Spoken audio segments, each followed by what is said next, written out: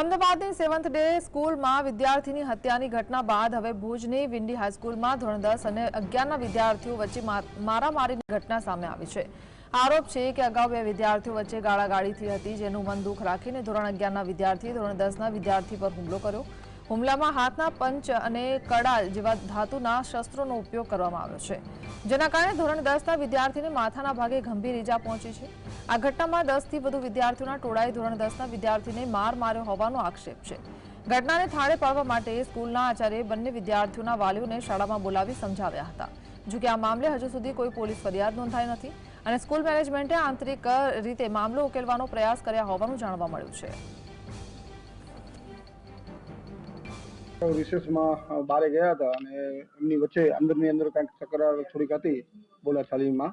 એમાં આજરોજ વીડી હાઈસ્કૂલની બહાર એવું અમને જાણવા મળ્યું કે બંને વિદ્યાર્થીઓએ એમના લાગતા સહપાઠીઓ કે અન્ય લોકોને બહાર બોલાવી અને શાળાની બહાર ઝઘડો કર્યો છે। અને એમાં જાડેજા ભવેરાજસિંહ દશરથસિંહ 11 અનો વિદ્યાર્થી અને બળિયા ધરમ એ 10 કનો વિદ્યાર્થી, આ બે વિદ્યાર્થીઓએ અન્ય લોકોને બોલાવીને કંઈક હાથાપાઈ કરી છે। એમાં એક વિદ્યાર્થીને જરા માથા પર વાગ્યું છે।